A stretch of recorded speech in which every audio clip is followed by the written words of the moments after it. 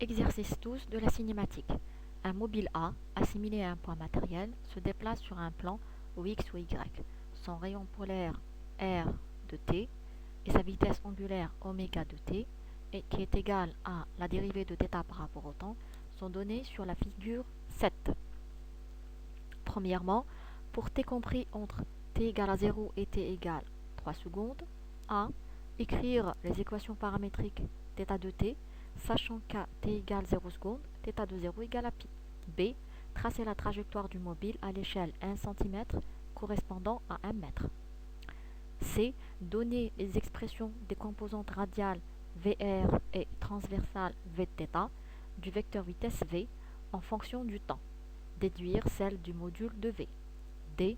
Déterminer les composantes tangentielles AT et normale AN du vecteur accélération A. E. Donner les phases du mouvement et leur nature. Justifier. Deuxièmement, représenter les vecteurs vitesse v et accélération A à t1 égale 0,5 secondes et t2 égale 3 secondes. Échelle 1 cm lui correspond 2 mètres par seconde, 1 cm lui correspond 4 mètres par seconde au carré.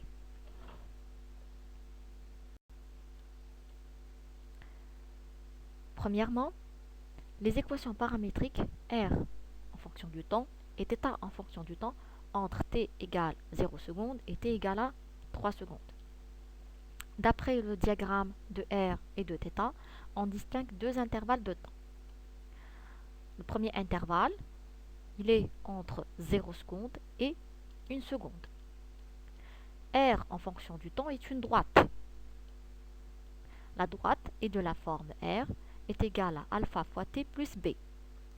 Alpha est égal à la pente de la droite. Elle est égale à delta R sur delta t.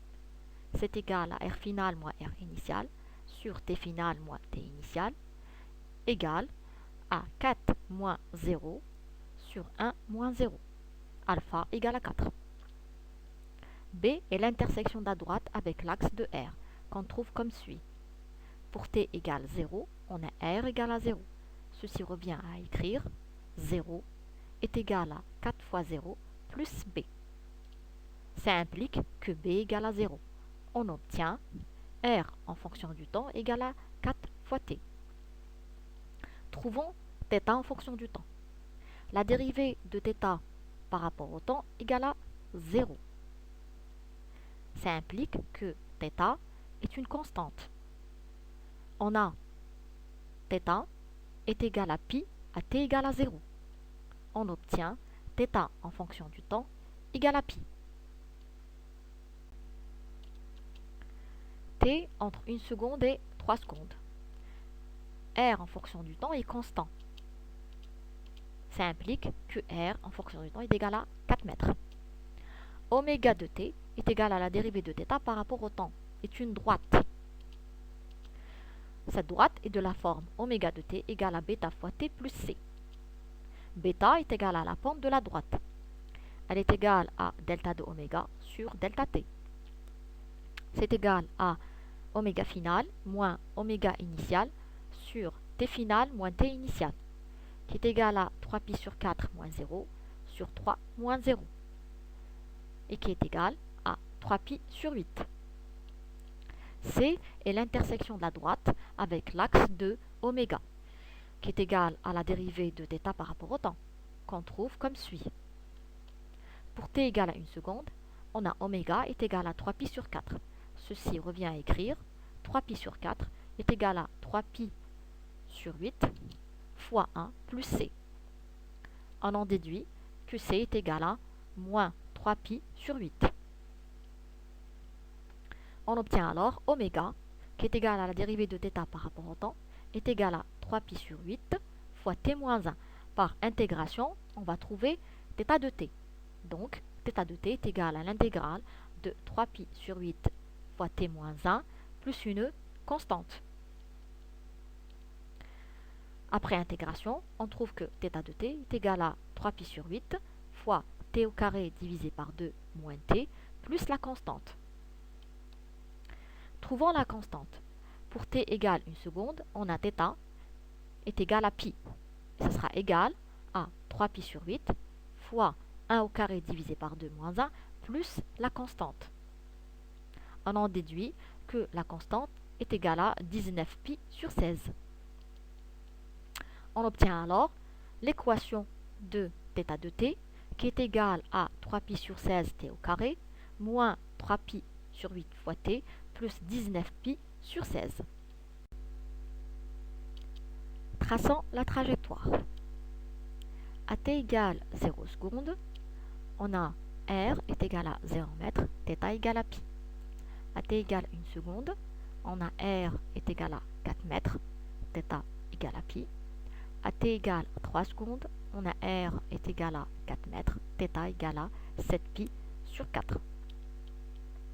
La trajectoire est rectiligne entre 0 seconde et t égale à 1 seconde. Le rayon varie de 0 jusqu'à 4. θ est une constante. Entre t égale à 1 seconde et t égale à 3 secondes, la trajectoire est une partie circulaire. R est une constante. R est égal à 4 mètres. θ varie de pi jusqu'à 7 pi sur 4. Trouvons les expressions de VR en fonction du temps, Vθ en fonction du temps, ainsi que le module de la vitesse. Commençons par l'intervalle de temps, t compris entre 0 secondes et 1 seconde. Dans cet intervalle, on a R en fonction du temps est égal à 4 fois t. Par définition, on a VR est égal à la dérivée de R par rapport au temps. On obtient VR en fonction du temps est égal à 4 mètres par seconde. θ en fonction du temps est égal à pi, sachant que V de θ est égal à R fois la dérivée de θ par rapport au temps, on obtient V de θ est égal à 0 mètres par seconde.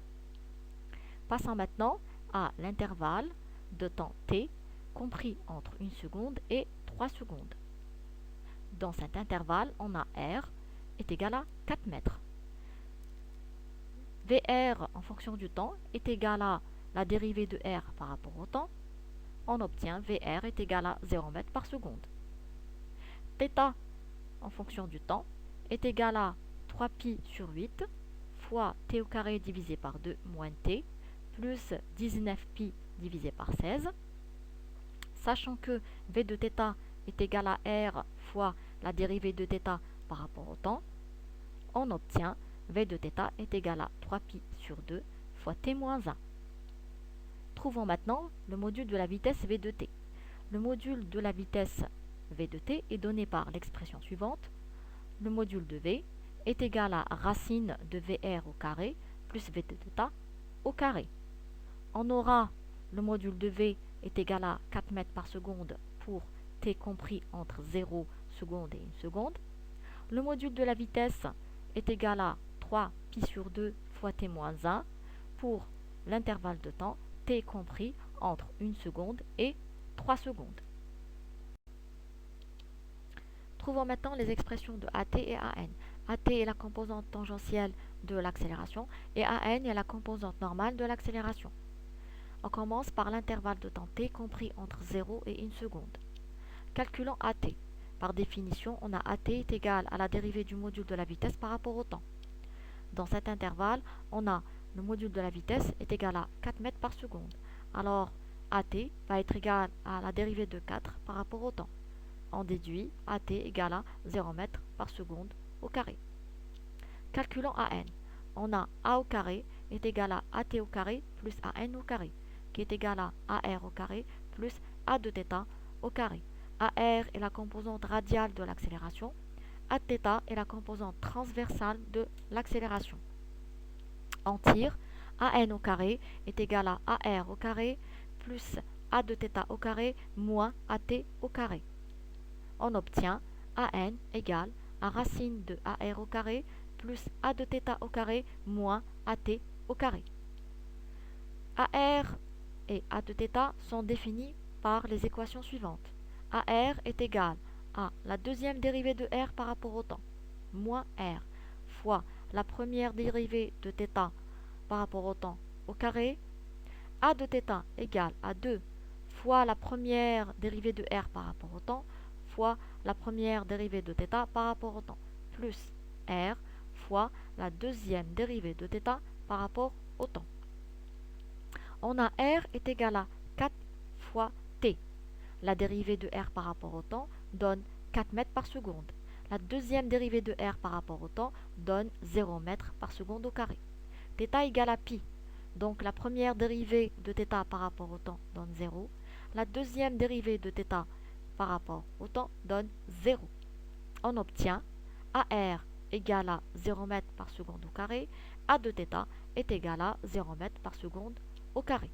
Sachant que AN est égal à racine de AR au carré plus A de θ au carré moins AT au carré,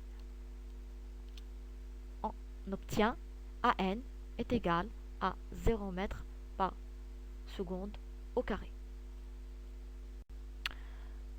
Trouvons maintenant les composantes AT et AN dans l'intervalle de temps t compris entre 1 seconde et 3 secondes. Calculons AT. Par définition, on a AT est égal à la dérivée du module de la vitesse par rapport au temps. Le module de la vitesse est égal à 3 fois pi divisé par 2 fois t moins 1. On dérive par rapport au temps, on trouve AT égale à 3 fois pi divisé par 2 mètres par seconde au carré. Calculons AN. On a AN est égal à racine de AR au carré plus A de θ au carré moins AT au carré, tel que AR égale à la deuxième dérivée de R par rapport au temps moins R fois la première dérivée de θ par rapport au temps au carré. A de θ est égal à 2 fois la première dérivée de R par rapport au temps fois la première dérivée de θ par rapport au temps, plus R fois la deuxième dérivée de θ par rapport au temps. On a R est égal à 4 mètres. La dérivée de R par rapport au temps va être égale à 0 mètres par seconde. La deuxième dérivée de R par rapport au temps sera égale à 0 mètres par seconde au carré. On a θ est égal à 3 fois pi divisé par 8 fois t au carré divisé par 2 moins t plus 19 pi divisé par 16. La dérivée de θ par rapport au temps donne 3 pi sur 8 fois t moins 1. La deuxième dérivée de θ par rapport au temps donne 3 pi sur 8. On remplace dans les équations de AR et A de θ, on obtient AR égale moins 9 fois pi au carré divisé par 16 fois t moins 1, le tout au carré. A de θ est égal à 3 fois pi divisé par 2 mètres par seconde au carré. Sachant que AN égale à la racine de AR au carré plus A de θ au carré moins AT au carré, on obtient AN égale à 9 fois pi au carré divisé par 16 fois t moins 1 au carré. Trouvons les phases du mouvement et leur nature. Nous avons deux phases. Première phase, t est compris entre 0 seconde et 1 seconde. On a V de t est une constante, donc mouvement uniforme. θ de t est une constante, donc mouvement rectiligne. Dans cette phase, on a un mouvement rectiligne uniforme.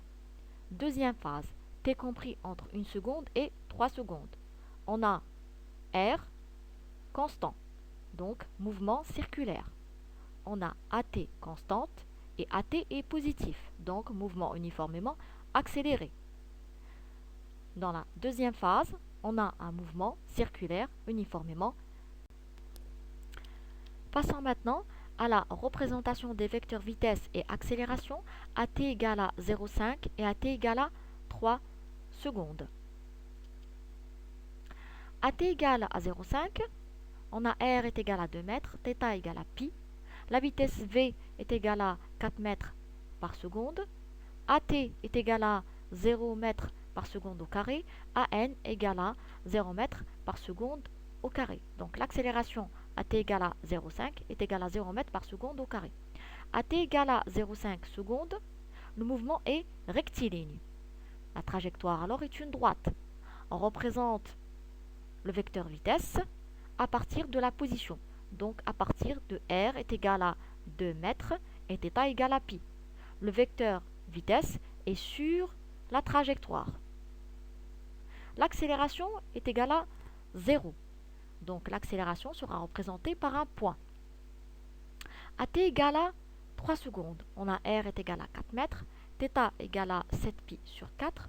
La vitesse est égale à 9,42 mètres par seconde. AT est égal à 4,7 mètres par seconde au carré. AN est égal à 5,5 mètres par seconde au carré. La vitesse V est toujours tangente à la trajectoire.